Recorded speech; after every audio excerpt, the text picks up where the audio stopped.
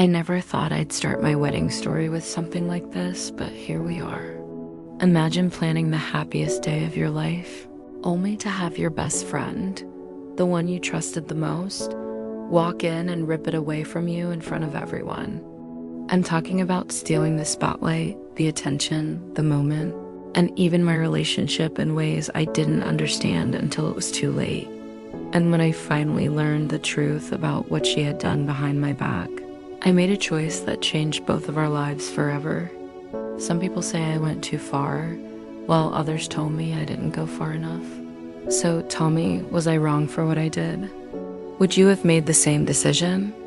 Asterisk, the story didn't start with betrayal. It started with love, or at least what I thought was love. My best friend Lila and I grew up like sisters. We shared everything from makeup to heartbreak. When I met Daniel, the man who would become my fiancé, she was the first person I called. She pretended to be happy for me, squealing and hugging me, telling me I deserved someone who loved me as much as he did. And maybe back then, she meant it. Or maybe she was already planting seeds of jealousy. I just couldn't see it yet. Asterisk, the wedding planning felt like a dream at first. I bought a binder, filled it with color themes, floral arrangements, and venue options. Lila was right there beside me, claiming she wanted to be the best maid of honor in the universe. She volunteered for everything: cake tasting, dress shopping, even phone calls with vendors. I should have realized that someone who wanted that much control wasn't helping. She was taking over, but I was blinded by excitement and trust. Looking back, I feel stupid for not noticing how often she would accidentally flirt with my fiancé. It was subtle, small touches on his arm, compliments that went a little too far, inside jokes she claimed they had because they'd known each other through me for so long. She made it seem harmless. I made excuses for her. I told myself she was just naturally affectionate, that I had nothing to worry about. I didn't want to be the jealous, insecure bride. Asterisk, then things started getting strange. Vendors kept calling me, asking if I wanted to change the centerpiece colors or upgrade the table settings, when I hadn't requested anything. Payments were suddenly already handled by someone else. I confronted Lila, and she waved it off like I was being dramatic. "Relax, babe," she would say, laughing. "I'm just helping make your day special." Something inside me felt off, but I pushed that feeling down because she was my best friend. Why would she hurt me? Asterisk, 3 months before the wedding, Daniel began acting weird too. Distant, distracted, coming home later than usual. When I asked what was wrong, he always said work was stressful. He never lied noticeably, but he didn't look me in the eyes either. I thought maybe he was just overwhelmed. You never want to assume the worst about the person you love.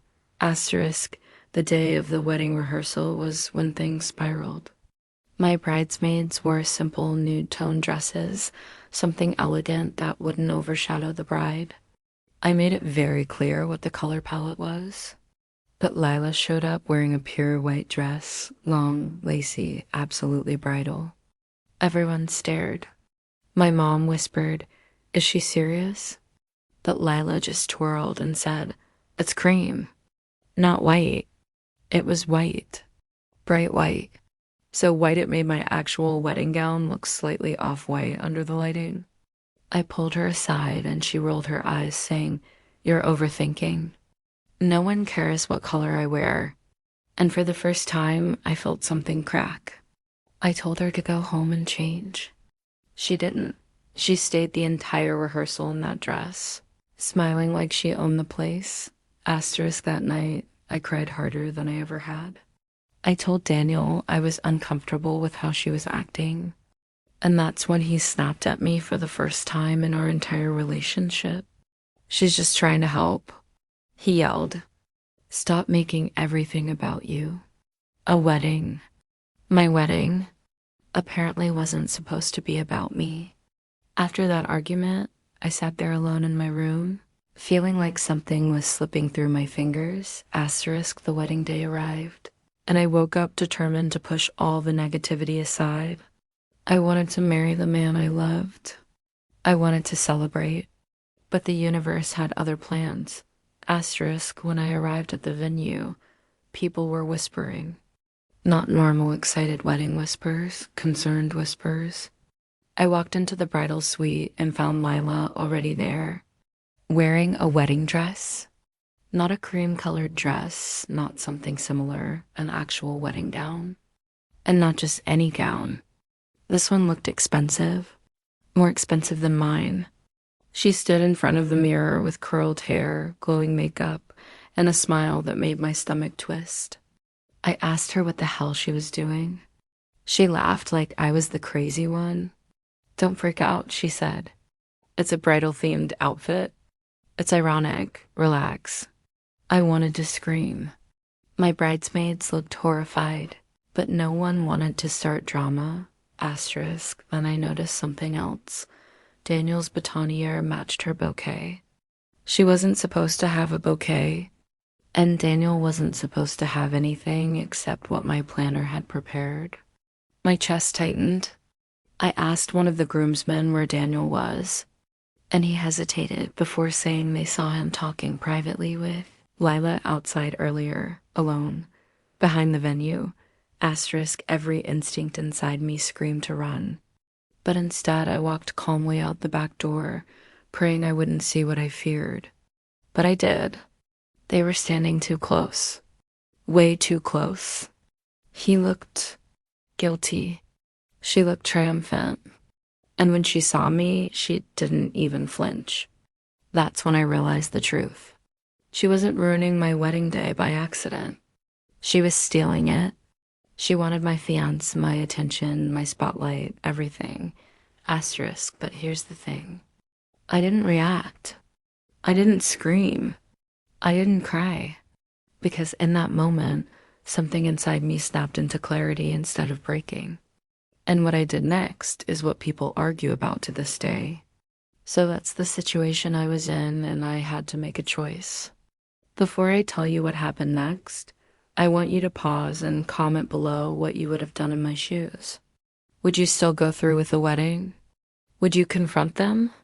Would you burn everything down? I really want to know what you think. Asterisk. Now let me tell you what actually happened. I went back inside, closed the door, and asked all my bridesmaids to gather their phones. I told them to record everything discreetly, every interaction, every whisper, every second of Lila, pretending she wasn't trying to hijack my wedding. Then I pulled my wedding planner aside and gave her one instruction: open the mic feed early, Lev, to the entire venue. The planner's eyes widened, but she did it. And then I walked calmly, beautifully, confidently down the aisle before the ceremony even started. Guests were confused, shuffling, murmuring, trying to figure out what was happening. Asterisk, I stepped up to the altar, took the microphone, and said, "Before this wedding begins, I need to tell you all a story." And then I exposed everything. Every lie. Every sabotage. Every time she flirted with my fiancé. Every vendor she interfered with. Every secret meeting I had just discovered outside. People gasped. Some looked furious. Others looked shocked. Lila stormed into the room, screaming at me to stop, calling me insecure, dramatic, unhinged. But remember, the mic feed was live. Everyone heard her meltdown. She tried to come for me, but my bridesmaids blocked her like a wall. Asterisk, and then, the biggest twist of all, Daniel confessed. Right there, in front of everyone, he admitted that he had feelings for her, that they had kissed once, that he didn't know who he wanted. The entire room blew up in chaos. My mother started crying. Her mother started yelling. And I just stood there, silent, but strangely empowered. Asterisk, I took a deep breath, lifted the microphone, and said, "Then this wedding is over?" Asterisk, the guests were stunned. Some clapped. Some were speechless. Daniel tried to run after me, but security, yes, actual security, held him back. Lila sobbed dramatically like she was the victim, but no one cared anymore. She had exposed herself, asterisk, but that's not the part where I ruined her life. That came after .*c. Lila was an aspiring social media influencer, always bragging about brand deals she barely had. But I had proof, hours of proof, that she sabotaged someone else's wedding and tried to steal the groom. My bridesmaids sent me the footage they took. And with the help of a friend in PR, that footage found its way to every brand she worked with. Not leaked publicly, I'm not cruel, but sent privately to the companies she claimed to be partnered with. They dropped her instantly. She lost every sponsorship, every opportunity, every connection. And when she tried to play victim online, people weren't buying it because she had already burned too many bridges. Asterisk, Daniel tried texting me for months, but I blocked him everywhere. Last I heard, he moved to another city and was working a low-stress job because the humiliation of being exposed at the altar basically destroyed his confidence for a while. As for me, I healed. Slowly, painfully, but I healed.